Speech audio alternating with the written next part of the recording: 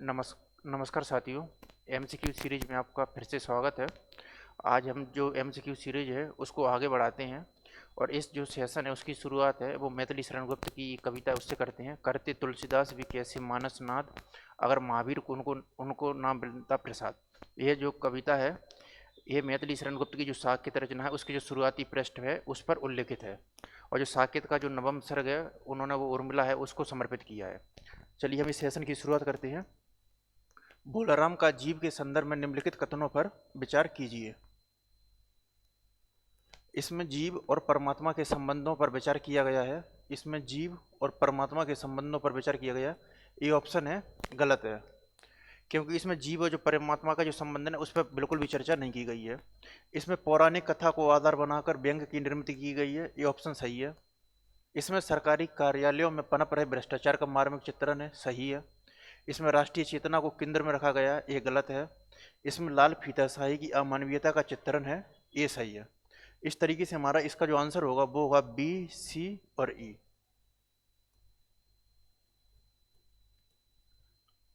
Next question है,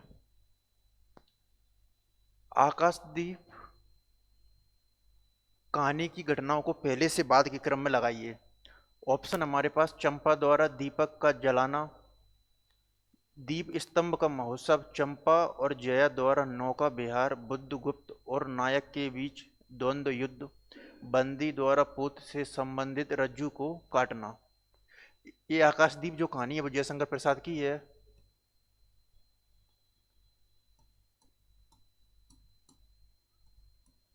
और इसमें बुद्धगुप्त और चंपा दो प्रमुख पात्र हैं।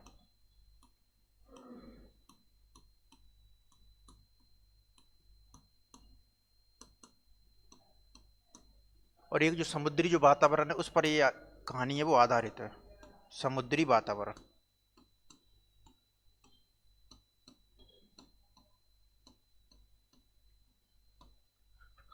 तो इसमें अगर हम इस कहानी की जो क्रम है उसको अगर लगाने का प्रयास करें पहले से बात के क्रम में, तो पहले है बंदी द्वारा पोत से संबंध रज्जू का काटना, ई। इस तरीके से हमारा जो ऑप्शन है एक ही है और बी ही हमारा ऑप्शन हो जाएगा। एक ही ऑप्शन है इसमें, बंदी द्वारा पोत से संबंध रज्जू का काटना। फिर डी का होगा बुद्धगुप्त और जो नायक है उसके बीच में द्वंद्व युद्ध होता है। तत्पश्चात है ए चंपा द्वारा दीपक का जलाना। फिर है सी चंपा और जया द्वारा नौका विहार और अंत में बचता है बी दीप स्तंभ का महोत्सव। ये बी। अगला प्रश्न है, परिंदे कहानी के प्रारंभ में अंग्रेजी भाषा में एक उदाहरण है, यह किस लेखक का है? तो जो परिंदे जो कहानी है वो निर्मल वर्मा द्वारा रचित है और इसका जो प्रकाशन वर्ष है वो 1956 और 57 है। और इसका जो संग्रह जो परिंदे संग्रह वो 1959 में प्रकाशित हुआ था।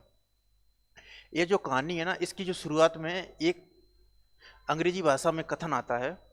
वो कथन है, can we do nothing for the death and that had been a long time for a answer nothing.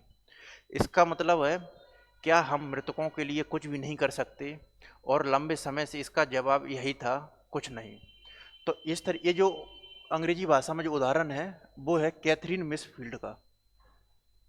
यह एक न्यूजीलैंड की प्रसिद्ध कथाकार रही हैं।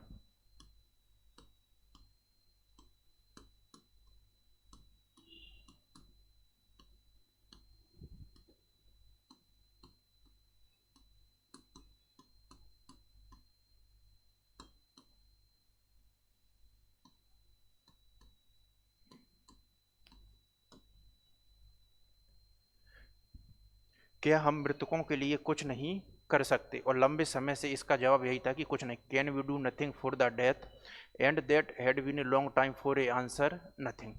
ये है जो कैथरीन मिसफील्ड का जो है वो अंग्रेजी भाषा में एक उदाहरण आता है कहानी की वो शुरुआत में ही। जब हम परिंदे कहानी पढ़ते हैं तो उसकी जो शुरुआत है उसी में ही ये अंग्रेजी भाषा में एक उदाहरण कैथरीन मिसफील्ड का। और ये न्यूजीलैंड की प्रसिद्ध अंग्रेजी कथाकार रही है आधुनिक काल में। अगला प्रश्न है,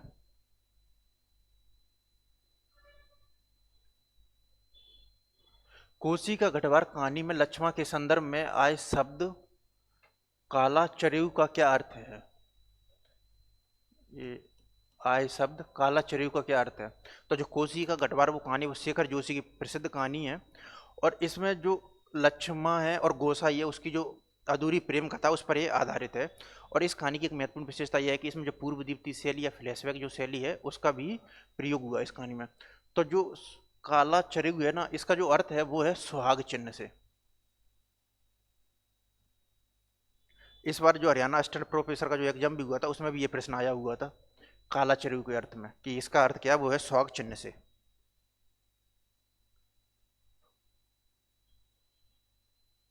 तीसरी कसम कहानी के अनुसार हीराबाई का संबंध किन दो कंपनियों से हुआ है? तो तीसरी कसम जो कहानी है उसका जो कहानी संग्रह है वो है ठुमरी। इसमें हीरामन और हीराबाई है वो दो प्रमुख पात्र हैं और ये एक आंचलिक कहानी है। तो जो हीराबाई है उसका जो संबंध है वो किन कंपनियों से होता है? रोहता कंपनी और जगमोहन कंपनी। तो रोहता कंपनी से तो उसका संबंध होता है, जगमोहन कंपनी से नहीं। फिर है मथुरा मोहन कंपनी और जगमोहन कंपनी। तो मथुरा मोहन कंपनी से उसका संबंध होता है, जगमोहन कंपनी से नहीं। फिर है सगुन कंपनी और रोहता कंपनी। तो रोहता कंपनी तो सही है। फिर इसका जो आंसर बनेगा वो बनेगा डी, मथुरा मोहन और रोहता कंपनी। तीसरी कसम, इसका जो पूरा नाम है वो तीसरी कसम उर्फ मारे गए गुलफाम। इसमें जो हीरामन है वो तीन कस्में खाता है। एक तो वो कोई चोरी का जो सामान है वो अपनी गाड़ी में नहीं ला देगा। फिर वो दूसरा कि जो बांस की जो लदनी होती है ना उसको भी अपनी गाड़ी में नहीं ला देगा। और अंत में जाकर वो तीसरी कसम खाता है कि वो किसी कंपनी की जो औरत है उसको भी अपनी गाड़ी में नहीं बैठाएगा। इस तरीके से जो कहानी है उसका पूरा जो थीम है, और ये एक प्रमुख आंचलिक कहानी है।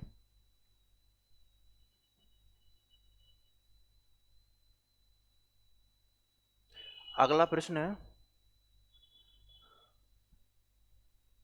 लाल पान बेगम की कहानी में स्त्री पात्र हैं। बेगम कहानी में स्त्री पात्र हैं। तो जो सुहासी है ये तो स्त्री पात्र इसमें नहीं है। चंपिया है, ज्योतिया नहीं है, मकनी, चंपिया है, ज्योतिया तो नहीं है, मखनी फुआ और सनरी। तो इस तरीके से इसका जो आंसर बनेगा वो बनेगा बी, बी डी और ई। बी, डी और ई, डी आंसर। तो जो लाल पान की बेगम जो कहानी है उसमें जो मखनी फुआ है वो लास्ट में जाके, जो मखनी फुआ है जब वो लाल पान की बेगम या जो बिरजू की माँ है वो जब जाती है बलरामपुर का नाच देखने के लिए, तो वो अपने जो घर की जो जिम्मेदारी है ना वो मखनी फुआ को ही दे के जाती है। ये ध्यान में रखना।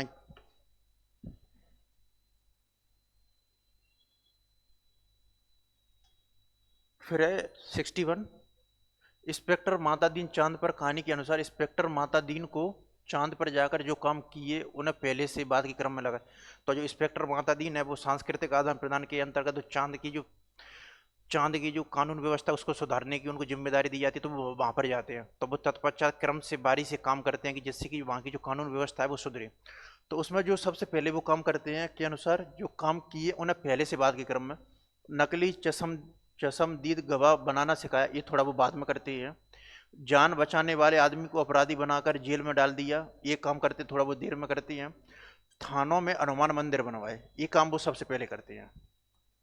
वो बोलते हैं कि हमारे यहाँ पर तो जो सभी थाने वहाँ पर हैं वो हनुमान मंदिर देखेंगे, तो वो बोलते हैं कि चांद सरकार वहाँ पर भी ये काम किया जाना चाहिए। तो इस तरीके से हमारा जो पहला जो ऑप्शन होगा सी, ये पहला ही है। तो फिर उसके बाद हमारा जो आंसर बन जाएगा वो हो जाएगा ए, इंस्पेक्टर माता दीन चांद पर।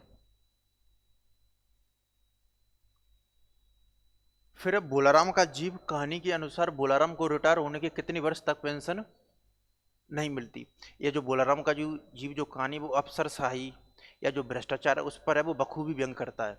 तो जो इसमें जो भोलाराम नाम का व्यक्ति होता है वो किताब की फाइलों में बाद में जाके मिलता है, क्योंकि उसकी जो पेंशन है वो अभी तक उसको नहीं मिल रही होती है। के अनुसार भोलाराम का रिटायर होने के बाद कितने वर्षों तक पेंशन नहीं मिली, तो उसको जो 5 वर्ष है ना उसके बाद भी उसको पेंशन नहीं मिलती है। तो इसका जो आंसर होगा वो होगा 5, ऑप्शन बी।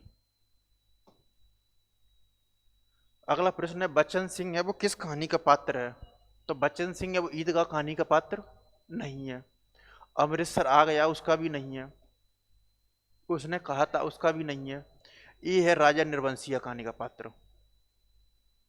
राजा निर्वंशीय कहानी की एक महत्वपूर्ण विशेषता यह है कि इसमें दोहरा और जो समानांतर कथानक है उसका प्रयोग किया गया है। और एक कमलेश्वर की महत्वपूर्ण कहानी है। इसके अलावा इसके जो महत्वपूर्ण अन्य जो चरित्र हैं वो है जगपति और चंदा, और साथ ही में इसमें जो राजा निर्वंशिया की कथा है वो उसके समानांतर चलती है। तो बच्चन सिंह और एक अन्य ऑप्शन में भी आपके विकल्प में हो तो जगपति और चंदा।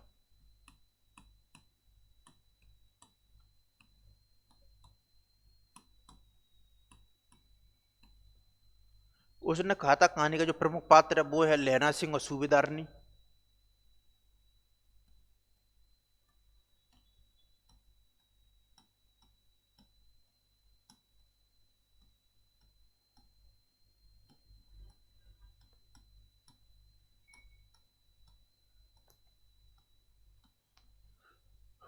ईदगाह में तो सम्मी, मोहम्मद इत्यादि प्रमुख कहानी के पात्र हैं।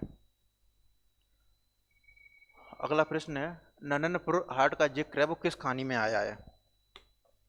नननपुर हाट का जिक्र है वो किस कहानी में आया? तो ये सिक्का बदल गया कहानी, उसमें इसका उल्लेख नहीं है। तीसरी कसम उर्फ मारे गए गुलफाम, ये ऑप्शन बिल्कुल सही है, क्यों इसी में इसका जो जिक्र है वो आता है।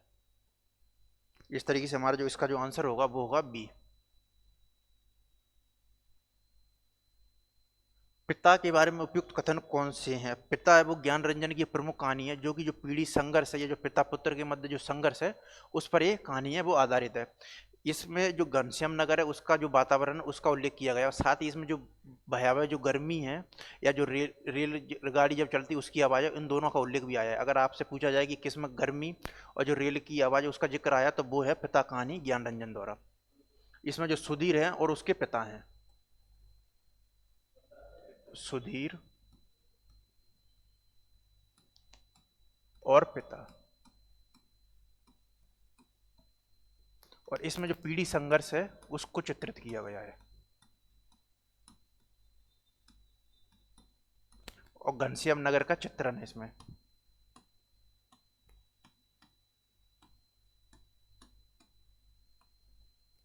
एक इस कहानी के बारे में अन्य महत्वपूर्ण जानकारी है। अब इसका हम ऑप्शन पर चर्चा करते हैं। पिता के बारे में उपयुक्त कथन कौन कौन से हैं?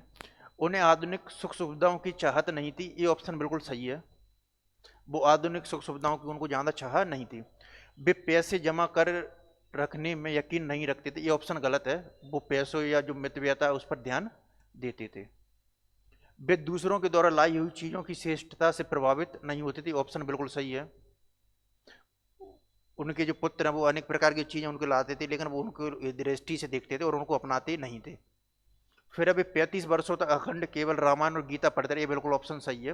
वो 35 वर्षों तक केवल दो पुस्तकों का अध्ययन करते रहे थे, रामायण और गीता। फिर ई बाजार से स्वयं खरीद कर लाए गए बिस्कुट और फल उन्हें पसंद थे, ये ऑप्शन गलत है। इस तरीके से हमारा इसका जो आंसर बनेगा वो बनेगा ए, सी और डी। ए। जब आपने इस कहानी को गहराई से पढ़ेंगे तब ये प्रश्न है वो सॉल्व हो पाएगा। फिर चंद्रदेव से मेरी बात है कहानी में निम्नलिखित पर व्यंग किया गया है। अंग्रेजों की जो चंद्रदेव से जो मेरी बातें हैं उसके बारे में जो संक्षिप्त चर्चा है वो चंद्रदेव से मेरी बातें हैं, वो राजेंद्र बाला घोष या बंग मेला द्वारा रचित प्रमुख कहानी है। ये 1904 में सरस्वती पत्रिका में प्रकाशित हुई थी। ये निबंध के रूप में उसमें प्रकाशित हुई, फिर बाद में उसको है वो कहानी के रूप में प्रकाशित या संपादित है वो किया गया था। जो राजेंद्र बाला घोष या जो बंग मेला के बारे में एक महत्वपूर्ण जानकारी ये है कि आचार्य रामचंद्र शुक्ल हैं,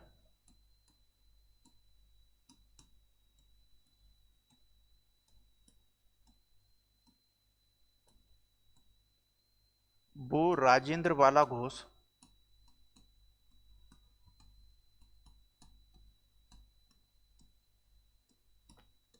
की जो पुस्तक है उसको संपादित करते हैं और उसका नाम है कुसुम संग्रह। ये महत्वपूर्ण जानकारी है।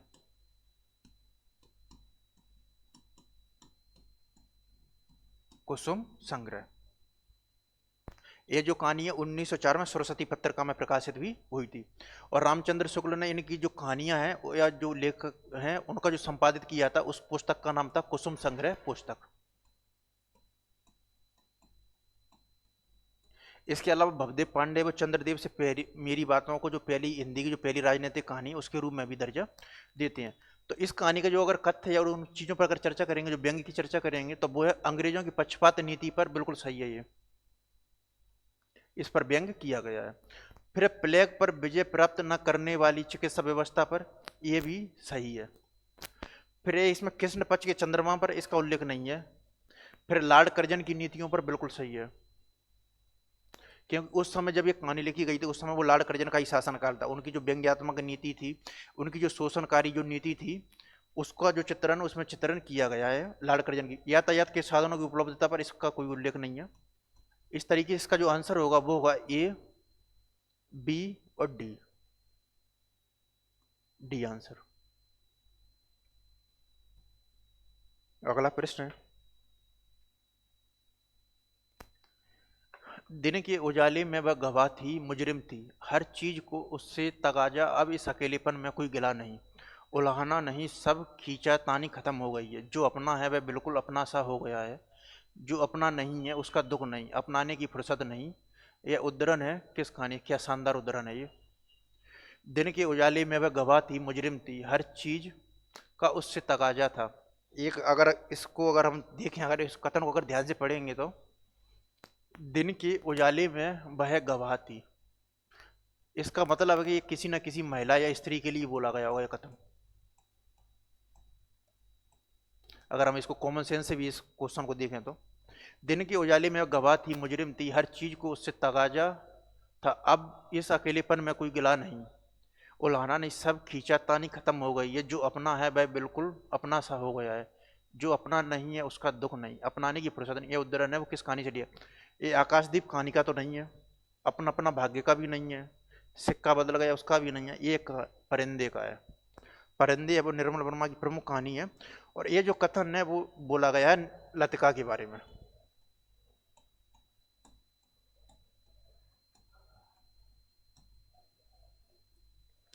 ये जो उपरोक्त कथन है वो कहा गया लतिका के बारे में। इसके अलावा अन्य अगर पात्रों की चर्चा करें तो इसमें प्रिंसिपल है वो miss Wood, Karimuddin, doctor Mukherjee, Hubert इत्यादि है वो अन्य पात्र, जूली। तो ये जो कथन है वो कहा गया लतिका के बारे में परिंदे कहानी में। निम्न में से कौन अज्ञे द्वारा रचित कहानी नहीं है? अज्ञे द्वारा रचित कहानी नहीं है। इसमें विपतगा, नदी के द्वीप, शरणार्थी और जयदुल। तो ये जो तीनों, विपतगा है वो कहानी है, शरणार्थी है, जयदुल भी है। तो जो नदी के जो द्वीप है वो कहानी ना होके, नदी के द्वीप से उन्होंने एक उपन्यास भी लिखा है, और नदी के द्वीप के नाम से उन्होंने कविता भी लिखी है, लेकिन कोई कहानी नहीं लिखी है।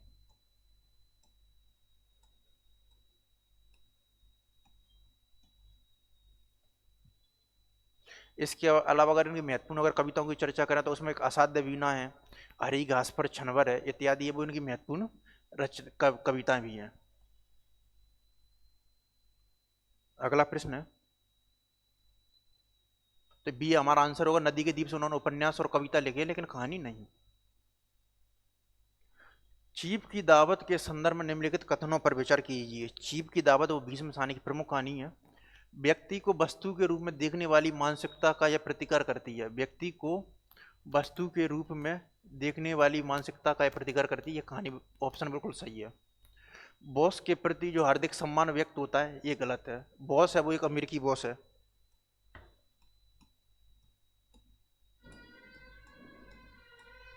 और अंत में वो फुलकारी की है, उसकी डिमांड करता है, फुलकारी उसको पसंद आती है।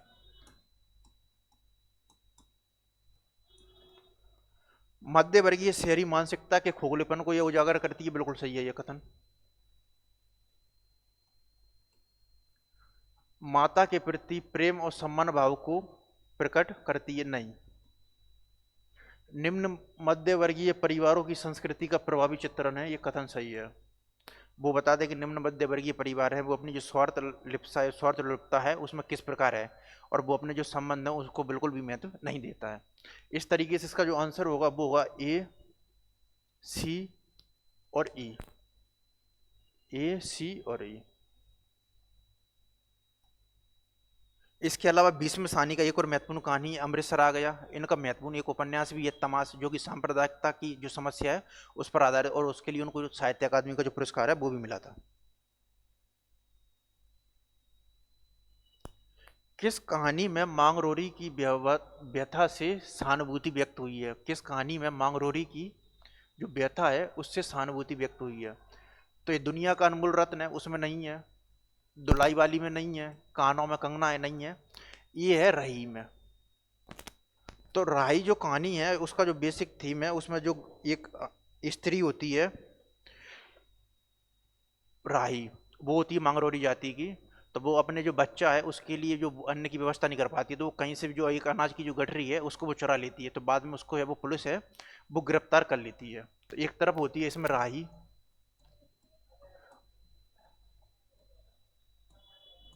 और दूसरी तरफ होती है इसमें जो महिला है जो लेखिका है वो।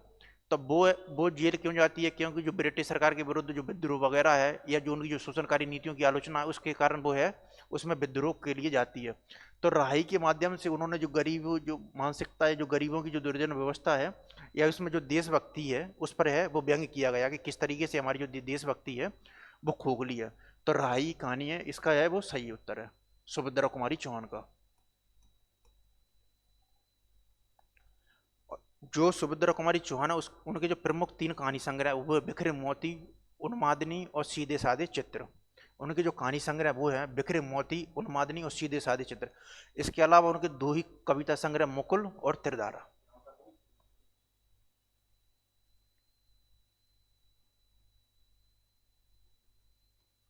अन दूसरा अगला प्रश्न है, ये है कहानियों के पात्र हैं और ये है सूची है कहानी है।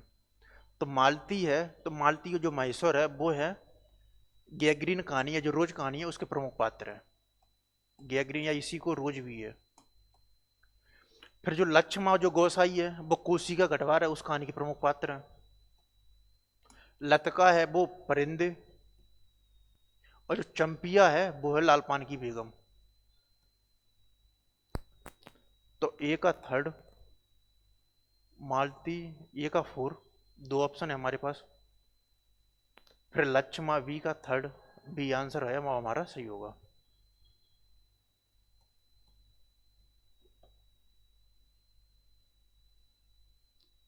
एक टोकरी भर मिट्टी कहानी के अनुसार विधवा टोकरी भर मिट्टी का उपयोग किस लिए करना चाहती है? तो इसका जो आंसर है वो क्या कि एक जमींदार होती है तो उनके जो बगल में है तो वहाँ पर क्या एक जो विधवा महिला है वो टोकरी बना के रहती है, तो उनको क्या वो पसंद नहीं आता है। तो बाद में वो जुगाड़ या प्रपंच करके उस महिला को वहाँ से हटा देती है। फिर वो बाद में वो महिला है वो जमींदार के पास आती है तो बोलते हैं कि आप ये जो हमारी जो झोपड़ी है उससे आप एक मिट्टी है वो टोकरी भर मिट्टी है वो दे दीजिए जिससे कि वो चूल्हा वगैरह में बना ले, क्योंकि उसकी जो पोतहू होती है वो खाना वगैरह नहीं खाती है, तो वो उसका जो प्रयोग है वो करना चाहती है चूल्हा बनाने के लिए। ये जो कहानी है वो 1901 में छत्तीसगढ़ मित्र पत्रिका में प्रकाशित हुई थी और माधव राव सप्रे द्वारा लिखित है, और इसे हिंदी की जो पहली जो कहानी है उसके भी दर्जा प्राप्त है, एक टोकरी भर मिट्टी को। तो ये 1901 में छत्तीसगढ़ मित्र पत्रिका।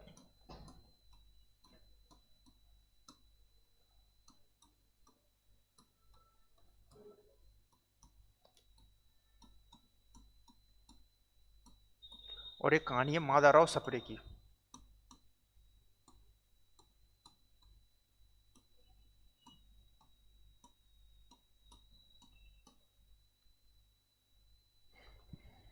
अगला प्रश्न है, ये एक कथन है और ये कहानियां। सूची वन, ये है कथन और ये है कहानी।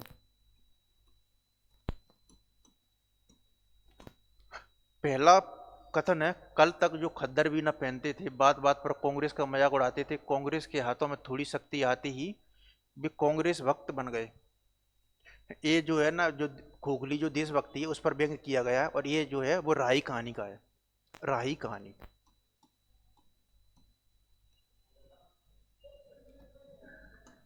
फिर दूसरा, ऐसे ही खाने पीने वाले की तकदीर लेकर पैदा हुआ तो मेरा भाग क्यों पड़ता? ये है कोसी का गढ़वार। जब लक्ष्मा और गोसा ये वो आपस में बात कर रही होती हैं, तो उसका जो लक्ष्मा का जो जो बच्चा होता है, तो वो है वो रोटी वगैरह के लिए जिद करता है, तो वो बाद में वो जो गोसाई है उससे बोलती है कि अगर ऐसी ऐसी खाने पीने की तकदीर लेकर पैदा हुआ था तो मेरे भाग्य क्यों पड़ता।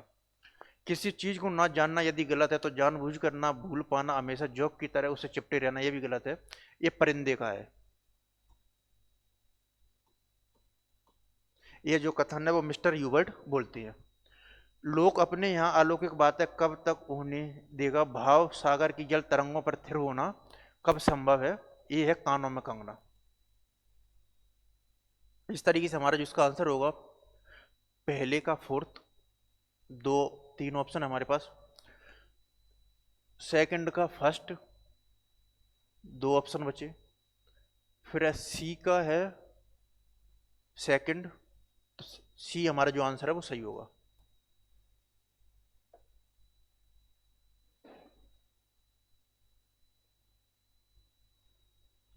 अगला प्रश्न है, इंसान जिंदा किस लिए रहता है, क्या उसे कोई और बेहतर काम करने को नहीं मिला। यह कथन है वो परिंदे कहानी में है, वो किसने पात्र का है, miss would, doctor Mukherjee, Hubert और लतका। तो ये जो कथन है वो है डॉक्टर मुखर्जी का। यह कथन परिंदे कहानी में है वो डॉक्टर मुखर्जी का है। पिता कहानी के पिता ने किन दो पुस्तकों में जिंदगी के 35 वर्ष काट दिए। इससे पहले हमने क्वेश्चन पर चर्चा भी की थी।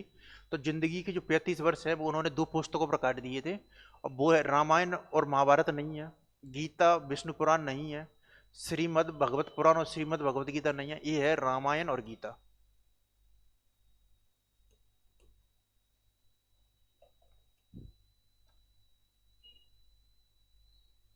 अमृतसर आ गया कहानी में किस स्टेशन के बाद हिंदू सिख मुसाफिरों की चुप्पी है वो गहरी हो गई।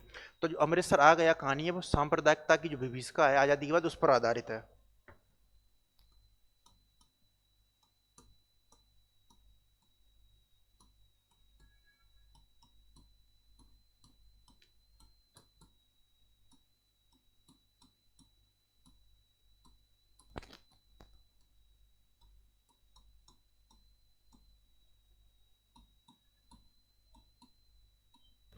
इसमें जो एक ट्रेन है उसके डिब्बों के माध्यम से, उसमें जो सांप्रदायिकता की जो विभीषिका या लोग हैं वो एक दूसरे का जो जान लेने के लिए किस तरह उतारू हैं, उसका बड़ा मार्मिक चित्रण किया गया। तो अमृतसर आ गया कहानी में ये जो ट्रेन है वो लाहौर से स्टार्ट होती है।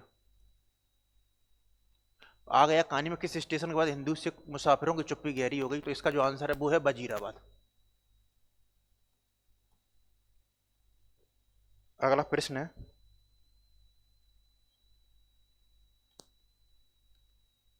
ईदगाह कहानी के संबंध में उपयुक्त कथन है। हामिद को अपने अब्बा जान और अब्बी जान के ना होने का बहुत दुख है। महमूद ने सिपाही खरीदा। नूरे को भिश्ती पसंद आया। सम्मी अपनी खजड़ी हामिद से बदलना चाहता है। बच्चे हामिद ने बूढ़े हामिद का पार्ट खेला था। इसका जो ऑप्शन है, पहले तो सम्मी, महमूद, बच हामिद को अपने अब्बा जान एवं अम्मी जान के ना होने का बहुत दुख है। महमूद है वो सिपाही नहीं खरीदता है।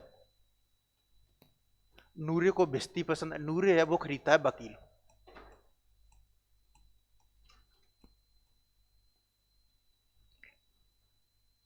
सी है वो सही, सी है तो वो हमारा क्रॉस हो जाएगा।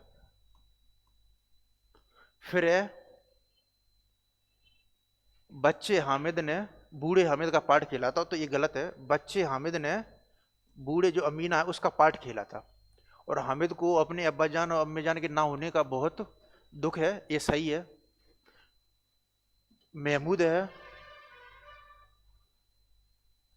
वो सिपाही खरीदता, ठीक है। नूरे को वकील पसंद आया। समी अपनी खजड़ी है वो अम्मी से बदलना चाहता है। इस तरीके से इसका जो आंसर होगा वो होगा, सही विकल्प है वो है ए,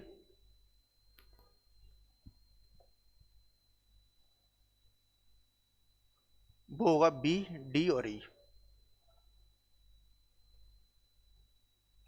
सम्मी अपनी खजड़ी वो हामिद से बदलना चाहता है और बच्चे हामिद ने हैं वो बूढ़े हामिद का पार्ट खिलाता। ये सही है। इस तरीके से इसका जो आंसर होगा वो होगा सी।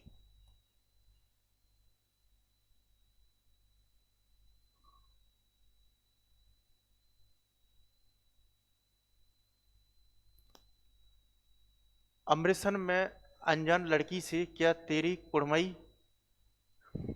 हो गई है, यह सवाल पूछते वक्त लहरा सिंह की आयु थी। यह सवाल पूछते वक्त लहना सिंह की आयु थी। तो जो इस कहानी की जो शुरुआत है उसमें जो लहना सिंह है वो बचपन में एक लड़की से मिलता है और ये बच्ची है, लड़की है वो बाद में चल के है वो है सूबेदार नहीं है।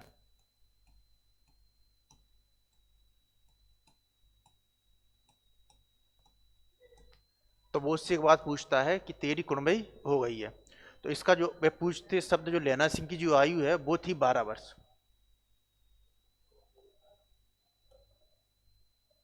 अगला प्रश्न है, निम्नलिखित में से कौन से पात्र है वो कोसी के गढ़वार है वो कहानी के हैं। तो जो लक्ष्मण है तो वो तो कहानी के पात्र हैं। इसके अलावा जो गोसाई है वो भी है, धर्म सिंह है वो है। तो इसके जो पात्र हैं वो होंगे बी, डी और ई, सी। रजुआ और जो बहादुर हैं वो इस कहानी के हैं, वो पात्र नहीं है। करीमुद्दीन है वो किस कहानी का पात्र है? ऑप्शन है दुनिया का अनमोल रत्न, गैग्रीन, परिंदे और सिक्का बदल गया। तो जो करीमुद्दीन है वो जो स्कूल है जो हॉस्टल होता है उसमें काम करने वाला एक पात्र होता है प्रमुख। और ये जो करीमुद्दीन है वो परिंदे कहानी का है, वो प्रमुख पात्र है। करीमुद्दीन।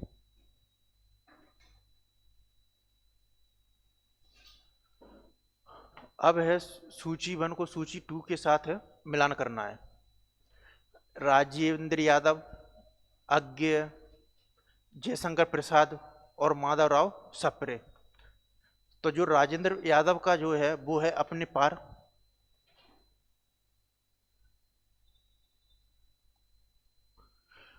अज्ञेय है वो है जिज्ञासा, बी का थर्ड। फिर जयशंकर प्रसाद का है चित्र लिखे पत्र और तत्पश्चात माधवराव सप्रे का है एक पथिक का स्वप्न। इस तरीके से हमारा जो आंसर होगा वो होगा ए का 4, बी। तो इसमें जो राजेंद्र यादव का है वो है अपने पार, अज्ञे का जिज्ञासा, जयशंकर प्रसाद का चित्र लिखे पत्र और माधवराव सप्रे का एक पथिक का स्वप्न।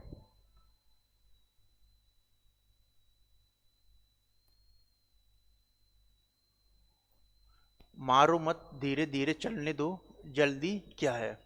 तो ये जो है चलने दो जल्दी क्या है, ये है वो है तीसरी कसम का। और ये जो कथन है वो हीराबाई है वो हीरामन से बोलती है।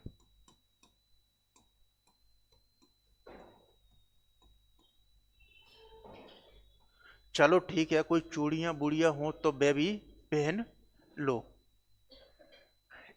चलो ठीक है, कोई चूड़ियां बुड़ियां हो तो वो भी पहन लो, यह है चीप की दावत का। यह जो सामनाथ है जो उसकी माँ है उससे यह कथन बोलता है। फिर है मैं अनुचर हूँ वरुण देव की शपथ, मैं विश्वासघात ना करूंगा।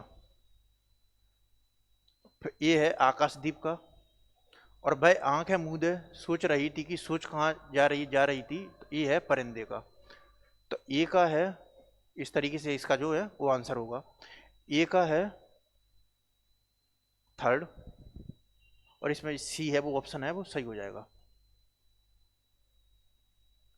आज की क्लास में इतना ही, धन्यवाद।